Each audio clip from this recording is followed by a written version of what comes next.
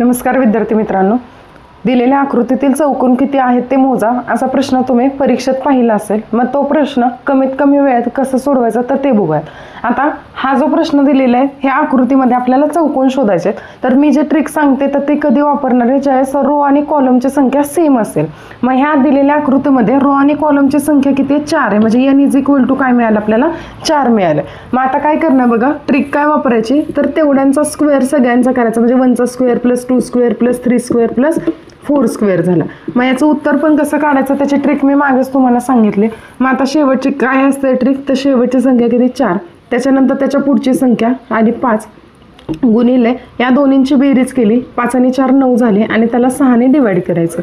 मग आता पहिल्यांदा आपण 2 ने डिवाइड केलं, इथं आलं 3, परत 3 ने आपण डिवाइड करतोय, इथे येणार आहे 3, म्हणजे 2 गुणिले 5 गुणिले 3, म्हणजे या प्रश्नाचं उत्तर किती झालं? 30।